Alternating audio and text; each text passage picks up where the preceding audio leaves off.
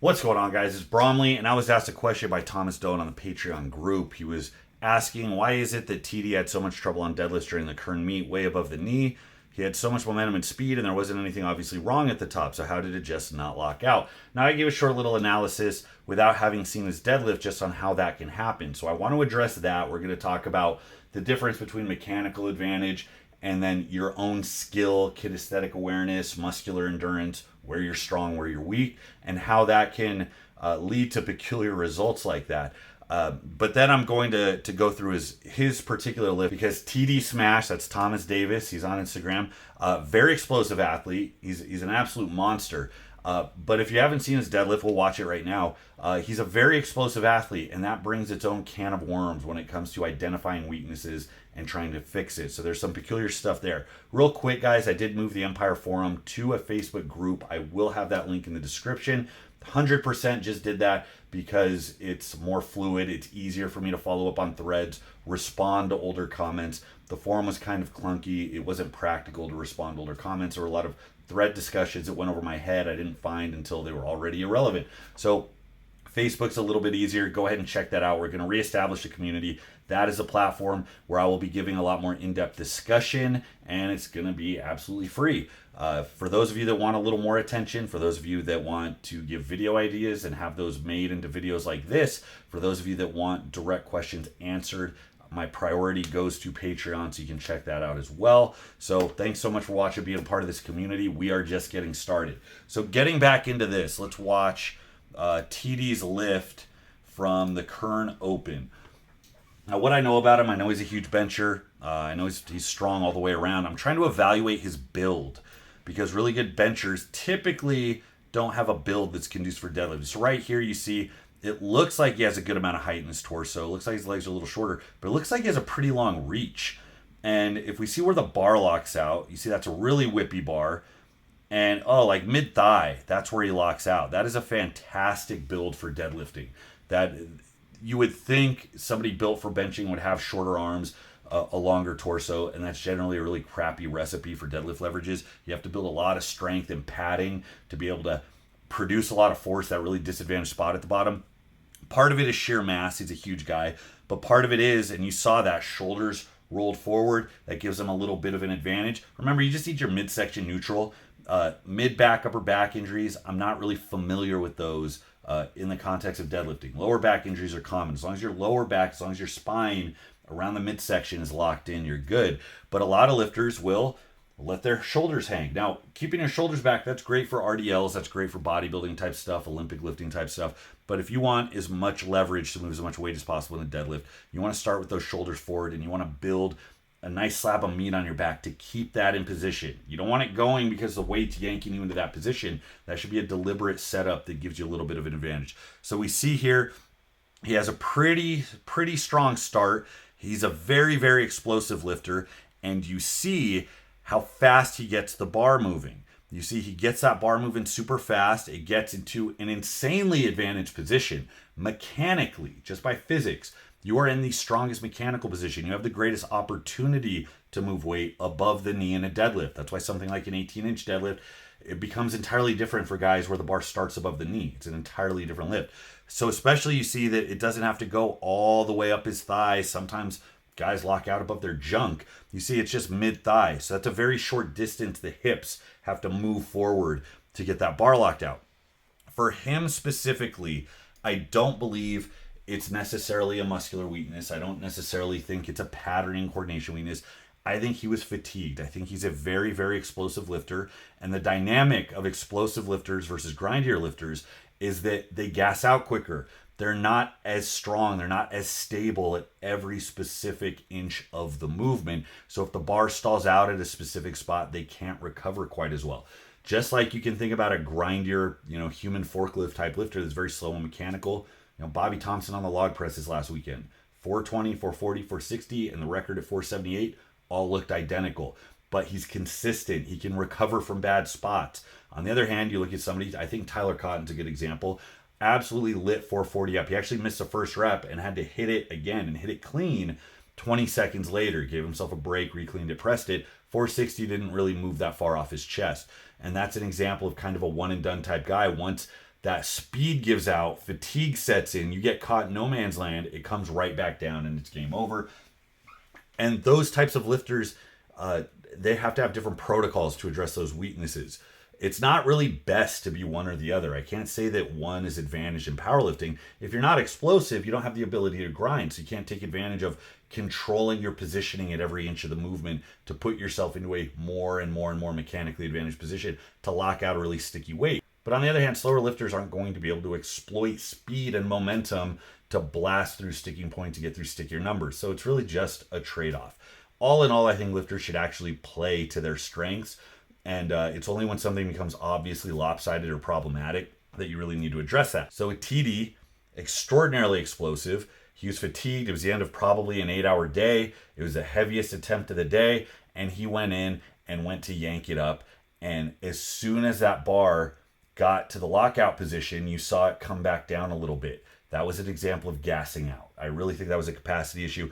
I think this is a type of guy who would benefit immensely from doing more time under tension at the top, getting more strong, doing more lockout, or probably working with stiffer bars, honestly, so you can't exploit on every pull the whip that allows you to get it to lockout so quick. You want to be under control. You want that mechanical tension being present throughout more of the lift, and that's going to give you more staying power. It's going to give you a bigger margin for error at those specific positions.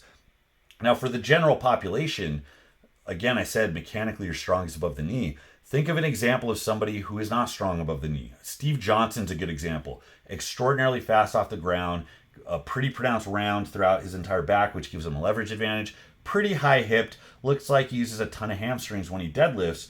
Now, Steve Johnson, because of the way he sets up, I believe that puts him in a shitty position when he does get to the knee. So it's not just that he loses the speed the higher the bar gets, it's that he's mechanically in a worse position given how much round he has and how high hipped he is. So there's more slack, and that's not necessarily what you want. So the glutes, which should be doing the job of firing forward, and the upper back, which should be strong and active and able to pull back into position, they're not able to express as much power onto the bar because of the kind of soft position he's in at the knees. And I honestly think it's just a glute weakness with him, because every rep he does above 80%, it looks like he's pulling against doubled blue bands. It looks like it's nothing to the knee, and then it looks like it's 200 pounds heavier above the knee to lockout. So if I were to illustrate that, let's say here's your hip, here's your spine, your head, shoulders dumped forward, which gives you a little bit more on the bar, and then that's a pretty high hip position. Now, Steve Johnson, kind of a big round in his upper back. Again, if you're strong enough and it's intentional, and this spot is neutral, and this spot is what gives to give you that little bit of range right here, that's not the worst thing in the world. A lot of lifters do it intentionally and they get good. Now, this high hip position, that's a lot of hammies right here. That's a lot of hammies pulling you up and back to get you into position. Now, if you are in a position where the bar is at the knees, and you've got this round here, and this should look familiar to a lot of people, this represents a lot of slack right here. The fact that all of this is giving represents a good amount of slack. So you have the erectors in the upper back are pretty much hanging, right, to give you this leverage advantage to make less distance on your initial pull. And this is where the hips should just be firing straight through. But because you're slack right here, they're not in as strong of a position. So just imagine if this was actually somebody who was trying to deadlift, right? And then here's your head up, here's your nose, so you know which way we're going. So if your hips just need to come forward to lock that barbell out, to drag that bar back up your thighs, all you need is a good kick. That's a boot. That's my boot. And that boot is coming in, and it's just kicking your ass forward. That's all you have to do. You just need that boot to come in, kick your butt forward, and it snaps you to lockout. Well, that kick forward comes from your glutes, and if you are slack or you are in this poopy dog setup, you lose the ability to get those hips through. So many guys develop this insane pull off the ground because they're solely interested. Look, if you can't move the bar off the ground, you can't lock the weight out. So they're interested in getting as much speed, as much power, as much pop on each pull. So they will round into where they feel is the most advantaged position, and then they will get their hamstrings and their erectors just nasty strong to be able to lever you up like you're yanking up a fishing pole. And they get immense amounts of speed. But the problem is that you now lose the ability to be in a very, very optimal position when that bar slows down around your knee or above your knee, and you have less ability to get your ass through. Also, that setup doesn't develop the glutes as well for that pop off the ground. So all the reps you're hitting with a ton of speed, the glutes aren't under a lot of tension at the top. Your setup really does a lot to take the glutes out of it, and it becomes a very hamstring dominant movement. So mechanically, that's why you see a lot of people who are very fast off the ground really struggle above the knee, even though mechanically that is the strongest possible position. So the fix for that is ultimately going to be getting comfortable around the knee, getting comfortable above lockout, maybe fixing your position so you're more rigid at that spot. Even if you're in that kind of gived pitch forward position where the shoulders are rounding and you're a little slack in the upper body, you can still develop strength and rigidness. But that might be doing something like tempo deadlifts, Dimmel deadlifts, pause deadlifts, things, even holds, honestly. Even if you're just doing power shrugs where you're standing erect under tension with a good amount of weight for a longer and longer period of time. And that will give you the comfort, the stability, the strength in that position to make sure that that little bit of fatigue doesn't cause you to dump a lift that's essentially locked out. So that would be my recommendation for somebody like TD. Again, I think entirely with him it was a capacity problem. So I don't know that it's so much a positioning problem like I wrote out in this example, or the fact that his glutes are underdeveloped. I really do think that the guy just needs a lot more practice handling heavier loads at slower velocities, and that will give him the purchase after he hits this super fast pull off the ground. That'll give him the extra purchase and follow through to be able to stay with the lift even when he's a little gassed. So that is my 2 cents on that. We see that type of athlete all over the place. They make really good power athletes, really good Olympic lifters, where you might get a lot of kind of slower, twitchier athletes that are human forklifts, and they might grind through a lot of slow warm-up sets all the way to their top set. And again, it's a trade-off. The benefit is you're a little more meticulous. You can be a little more controlled. You don't have to move as fast.